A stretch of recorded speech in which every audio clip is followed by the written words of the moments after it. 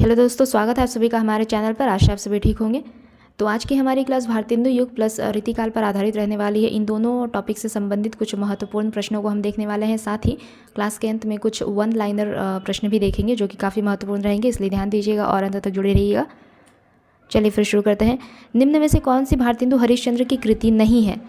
तो वर्षा विनोद, गीत गोविंदानंद, वेणु गीत, ये तीनों ही रचनाएं भारतेंदु हरिश्चंद्र जी की है। परंतु पायस पयोनिधि गोविंद गिल्ला भाई की रचना है। ठीक है, पायस पयोनिधि गोविंद गिल्ला भाई की रचना है। भारतेंदु जी की समस्त रचनाओं की संख्या कितनी है? 175, और उनके काव्य ग्रंथों की संख्या है 70। ठीक है, समस्त रचनाओं की संख्या 175 और काव्य ग्रंथों की संख्या कितनी? 70। भारतेंदु हरिश्चंद्र ने काव्य धारा को किस ओर मोड़ा अपने युग में?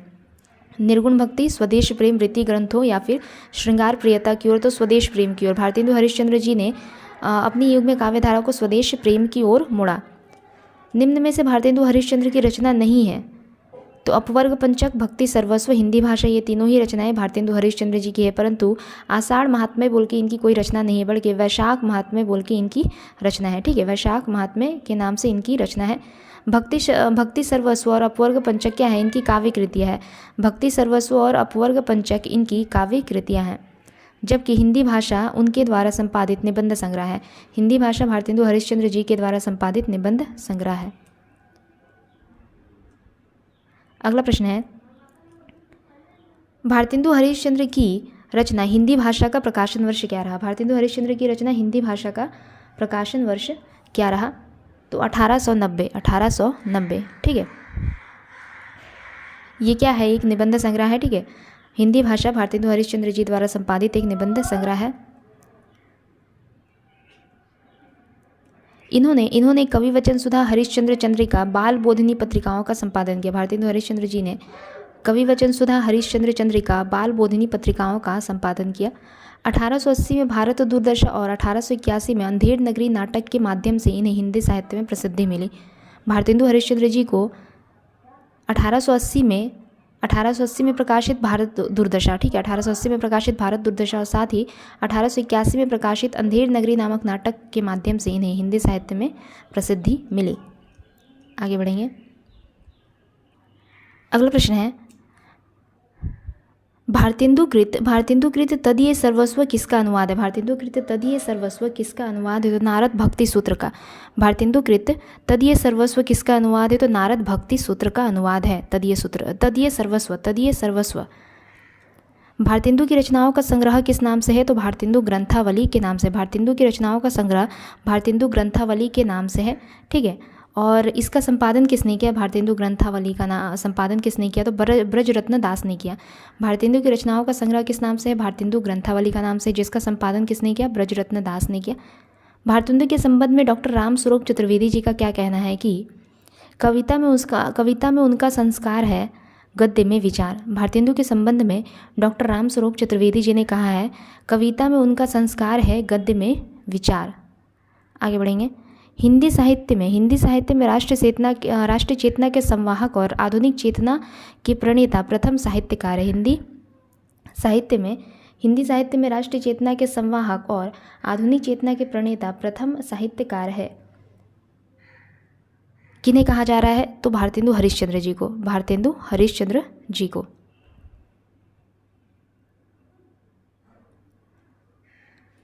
भारतेंदु जिस प्रकार वर्तमान गद्य भाषा के स्वरूप प्रतिष्ठापक थे, उसी प्रकार वर्तमान साहित्य परंपरा के प्रवर्तक। यह कथन किनका है? भारतेंदु जिस प्रकार वर्तमान गद्य भाषा के स्वरूप प्रतिष्ठापक थे, उसी प्रकार वर्तमान साहित्य परंपरा के प्रवर्तक। यह कथन किनका है? तो यह कथन रहा रामचंद्र शुक्ल जी का। यह कथन किनका रहा? रामचंद्र शुक्ल जी का। वे पूर्वीपन की परवाह न करके अपने बैसवारी की ग्राम्य कहावतें और शब्द भी बेधड़क रख दिया करते थे। शुक्ल जी की इन पंक्तियों का संबंध किससे है? वे पूर्वीपन की परवाह न करके अपने बैसवारी की ग्राम्य कहावतें और शब्द भी बेधड़क रख दिया करते थे। शुक्ल जी की इन पंक्तियों का संबंध किससे है? तो शुक्ल जी की इन पंक्तियों का संबंध है प्रताप नारायण मिश्र जी से। शुक्ल जी की इन पंक्तियों का संबंध किससे है? तो प्रताप नारायण मिश्र जी से। आगे बढ़ेंगे। निम्नलिखित कवियों में से भारतेंदु युगीन कौन है? निम्नलिखित कवियों में से कौन भारतेंदु युगीन रचनाकार है? तो बद्री नारायण चौधरी प्रेमगन। बद्री नारायण चौधरी प्रेमगन ये भारतेंदु युगीन रचनाकार है। इसके अलावा बद्री नारायण चौधरी प्रेमगन के अलावा जो अन्य भारतेंदु युगीन कवि है, ठीक है, कवि की बात की जा रही है यहाँ पे, प्रताप नारायण मिश्र, ठाकुर जगमोहन सिंह, अंबिका दत्त व्यास, ये सभी क्या है? भारतेंदु युगीन कवि है। बद्री नारायण चौधरी प्रेमगन, इसके अलावा प्रताप नारायण मिश्र, ठाकुर जगमोहन सिंह, अंबिका दत्त व्यास, ये सभी भारतेंदु युगीन कवि रहे। निम्न में से कौन सी रचना ठाकुर जगमोहन सिंह की नहीं है? कौन सी रचना ठाकुर जगमोहन सिंह की निम्न में से नहीं है? प्रेम संपत्ति लता, श्याम लता, श्यामा सरोजनी, ये तीनों ही रचनाएं ठाकुर जगमोहन सिंह की है, परंतु प्रेम प्रलाप किन की रचना है? तो भारतेंदु हरिश्चंद्र जी की रचना है, ठीक है। प्रेम प्रलाप भारतेंदु हरिश्चंद्र जी की रचना है। अगला प्रश्न है, भीतर भीतर सब रस चूसे, हंसी हंसी के तन मन धन मुँह। यह पंक्ति किस कवि की है? भीतर भीतर सब रस चूसे, हंसी हंसी के तन मन धन मुँह। यह पंक्ति किस कवि की है? तो यह पंक्ति है भारतेंदु हरिश्चंद्र जी की। यह पंक्ति है भारतेंदु हरिश्चंद्र जी की। अब कुछ रीतिकाल से संबंधित प्रश्न है। आलम घनानंद बोधा, आलम घनानंद बोधा ठाकुर किस काव्यधारा के कवि रहे? आलम घनानंद बोधा किस काव्यधारा के? आलम घनानंद बोधा ठाकुर किस काव्यधारा के कवि रहे? तो रीतिमुक्त, ये सभी रीतिमुक्त काव्यधारा के कवि रहे। ये सभी रीतिमुक्त काव्यधारा के कवि रहे। द्विजदेव भी रीतिमुक्त काव्यधारा के कवि है, ठीक है। द्विजदेव भी रीतिमुक्त काव्यधारा के कवि है। रीतिकाल को 3 भागों में बांटा गया, रीतिबद्ध, रीतिमुक्त और रीतिसिद्ध। रीतिकाल के कवियों को 3 भागों में बांटा गया, रीतिबद्ध, रीतिमुक्त, रीतिसिद्ध। रीतिबद्ध कवि रहे चिंतामणि, मतीराम देव, केशव दास, कुलपति मिश्र इत्यादि। इसके अलावा रीतिसिद्ध कवियों में बिहारी, सेनापति वृंद का नाम मुख्य तौर पर आता है। और रीतिमुक्त कवि में तो यहाँ आपको बताया, जैसे आलम घनानंद बोधा ठाकुर, इसके अलावा द्विजदेव भी, ये सभी क्या होते हैं? रीतिमुक्त कवियों में आते हैं। ग्वाल कवि किस काल के कवि है? ग्वाल कवि किस काल के कवि है? तो ये रीतिकाल के कवि है। ग्वाल कवि रीतिकाल के कवि है। इनकी कुछ प्रमुख रचनाएं हैं जिनसे संबंधित प्रश्न बन सकते हैं। रसरंग, यमुना लहरी, रसिकानंद, कवि दर्पण, दृघ शतक, भक्त भावन, ये सभी रचनाएं किनकी है? तो ग्वाल कवि की है। अगला प्रश्न है, सुजान हित कृपाकंद वियोग बेली किस कवि की रचनाएं हैं? सुजान हित कृपाकंद वियोग बेली किस कवि की रचनाएं हैं? सुजान हित कृपाकंद वियोग बेली घनानंद की रचनाएं हैं। सुजान हित कृपाकंद वियोग बेली घनानंद की रचनाएं हैं। रसिक प्रिया किन की रचना है? रसिक प्रिया किन की रचना है? तो केशव दास की रचना है। काफ़ी प्रश्न आते हैं, ठीक है। केशव दास की रचनाएं जो है ना, इनसे संबंधित काफ़ी बार प्रश्न आते हैं। रसिक प्रिया केशव दास की रचनाएं हैं। यह रस निरूपण ग्रंथ है। केशव दास की कुछ अन्य रचनाएं जैसे कवि प्रिया, रामचंद्रिका, रतन बावनी, कवि प्रिया, रामचंद्रिका, रतन बावनी, इन सभी रचनाओं से संबंधित प्रश्न बनते हैं। इन सभी रचनाओं से संबंधित प्रश्न बनते हैं। प्रबोध 50 किन की रचना है? तो पद्माकर की रचना है। ये भी महत्वपूर्ण है। भवानी विलास देव की रचना है, ठीक है। आगे बढ़ते हैं। द्विजदेव किस परंपरा के कवि है? द्विजदेव किस परंपरा के कवि है? तो ये रीतिमुक्त काव्यधारा के कवि है। द्विजदेव रीतिमुक्त परंपरा के कवि है। अगला हमें सुमेलित करना है रस सागर। रस सागर किन की रचना है? रस सागर किन की रचना है? तो श्रीपति, ठीक है। रस सागर आपका हो गया श्रीपति।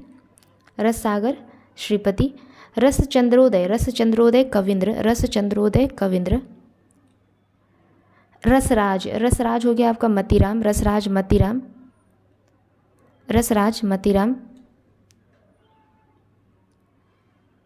इसके अलावा रस पीयूष निधि किन की रचना है? सोमनाथ। रस पीयूष निधि किन की रचना हो गई? सोमनाथ। रस सागर श्रीपति, रस चंद्रोदय कविंद्र, रसराज मतीराम, रस पीयूष निधि सोमनाथ। आगे बढ़ते हैं। प्रेम की पीर ही को लेकर इनकी वाणी का प्रादुर्भाव हुआ। आलोचक रामचंद्र शुक्ल का यह कथन रीतिकाल के किस कवि के संदर्भ में है? तो यह जो कथन है आचार्य रामचंद्र शुक्ल जी का, यह घनानंद के संदर्भ में है। घनानंद को ही प्रेम का पीर कहा जाता है, ठीक है। आगे बढ़ेंगे। केशवदास की रचना इनमें से कौन सी है? केशवदास की रचना इनमें से कौन सी है? माधवानल, कामकंदला, भूषण विचार, मद नाष्टक। तो माधवानल कामकंदला किन की रचना है? माधवानल कामकंदला किन की रचना है? आलम की रचना है। माधवानल कामकंदला किनकी रचना है? तो आलम की रचना है। ठीक है, माधवानल कामकंदला आलम की रचना है। इसके अलावा मदनाष्टक, मदनाष्टक किनकी रचना है? रहीम की रचना है, महत्वपूर्ण है। मदनाष्टक रहीम की रचना है। मदनाष्टक रहीम की रचना है। केशव दास की रचना है यहाँ पर जहांगीर जस चंद्रिका। केशव दास की रचना है जहांगीर जस चंद्रिका। आगे बढ़ते हैं। इनमें से कौन सी रचना चिंतामणि की नहीं है? निम्न में से कौन सी रचना चिंतामणि की नहीं है? साहित्य दर्पण,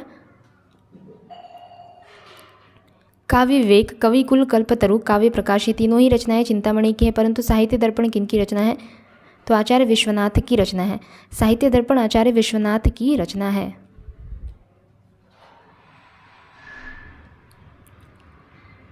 अगला प्रश्न है, कविता उनकी श्रृंगार है पर प्रेम की उच्च भूमि पर नहीं पहुंचती, नीचे ही रह जाती है। बिहारी की कविता के संदर्भ में यह कथन किस आलोचक का है? कविता उनकी श्रृंगारी है पर प्रेम की उच्च भूमि पर नहीं पहुंचती। कविता उनकी श्रृंगारी है पर प्रेम की उच्च भूमि पर नहीं पहुंचती, नीचे ही रह जाती है। बिहारी की कविता के संदर्भ में यह कथन आचार्य रामचंद्र शुक्ल जी का है।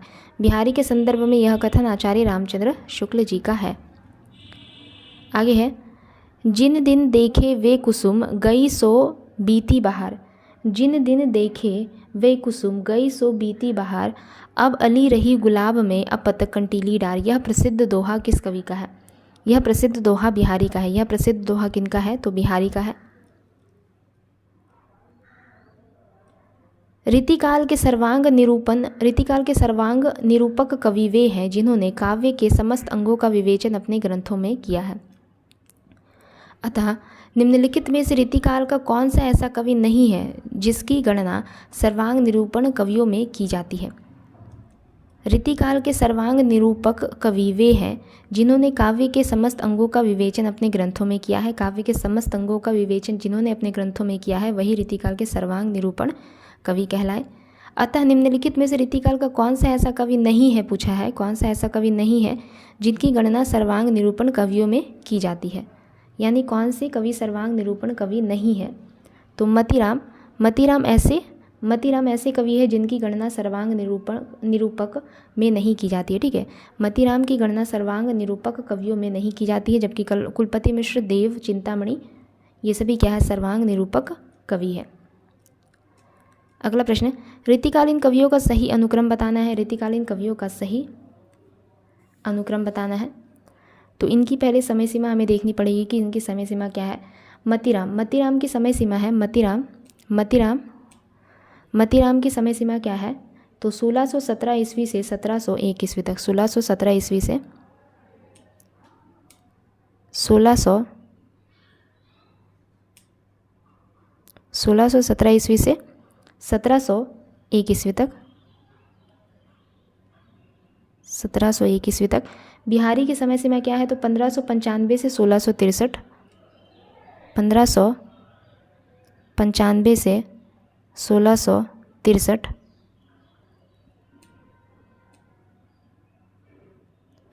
पद्माकर की समय सीमा क्या है? तो पद्माकर की समय सीमा 1753 से 1833। 1753 से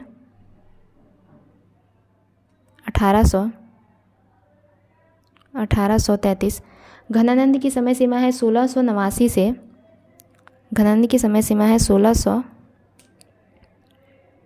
1689 से 1739 ईस्वी। 1739 ईस्वी। तो इसका सही क्रम क्या हो जाएगा? सबसे पहले बिहारी 1595 से, ठीक है, बिहारी 1595 से 1663 ईस्वी। बिहारी 1595 से 1663 ईस्वी।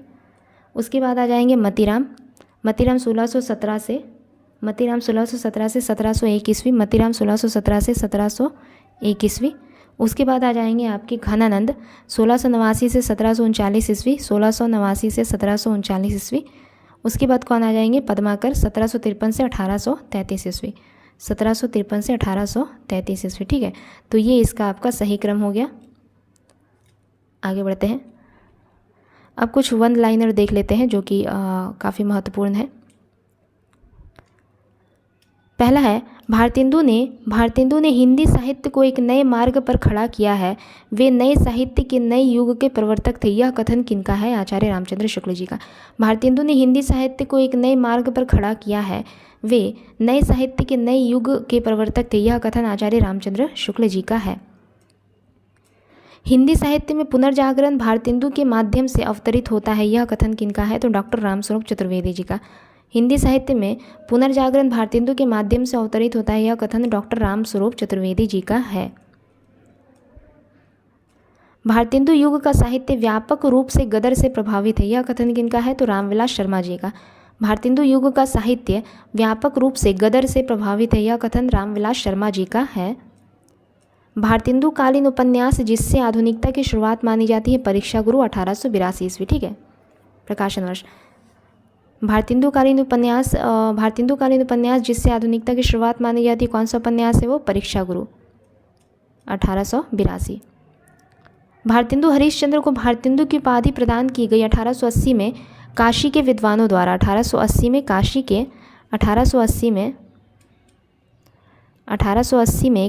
विद्वानों द्वारा। ठीक है, 1880 में काशी के विद्वानों द्वारा भारतेंदु हरिश्चंद्र जी को भारतेंदु की उपाधि प्रदान की गई। हार्दिक हर्षादर्श हो जाएगा यहाँ पे, टाइपिंग मिस्टेक है, हार्दिक हर्षादर्श हो जाएगा यहाँ पे। ठीक है, हार्दिक हर्षादर्श कविता के रचयिता कौन रहे? हार्दिक हर्षादर्श कविता के रचयिता कौन रहते हैं? हार्दिक हर्षादर्श कविता के रचयिता कौन रहे?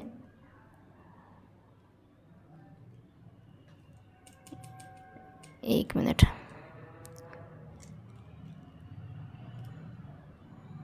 हार्दिक हर्षादर्श कविता के रचयिता कौन रहते हैं? तो बद्री नारायण चौधरी प्रेमघन। ठीक है, बद्री नारायण चौधरी प्रेमघन ये हार्दिक हर्षादर्श कविता के रचयिता रहे। शेक्सपियर के नाटकों का हिंदी अनुवाद किसने किया? तो लाला सीताराम ने। शेक्सपियर के नाटकों का हिंदी अनुवाद किया लाला सीताराम ने। अयोध्या का इतिहास कविता के रचयिता कौन रहे? लाला सीताराम। हिंदी नई चाल में ढली सन 1873 ईस्वी में, भारतेंदु हरिश्चंद्र ने इसे कहा है। भारतेंदु हरिश्चंद्र का जो यह कथन है, यह कहाँ कहा गया है? तो कालचक्र पुस्तक में भारतेंदु हरिश्चंद्र जी ने यह कथन कहा है। हिंदी नई चाल में ढली सन 1873 में कालचक्र पुस्तक में भारतेंदु हरिश्चंद्र जी के द्वारा कहा गया है। रीतिकालीन कवि जो भारतेंदु हरिश्चंद्र के पिता थे, गोपाल चंद्र गिरधरदास। ठीक है, रीतिकालीन कवि गोपाल चंद्र गिरधरदास भारतेंदु हरिश्चंद्र के पिता थे। तो आज के इस क्लास को यहीं पर समाप्त करते हैं, अगले क्लास में जल्दी मिलेंगे। तब तक के लिए अगर आप लोगों को हमारी क्लास अच्छी लगे तो लाइक शेयर और सब्सक्राइब ज़रूर कीजिएगा। धन्यवाद।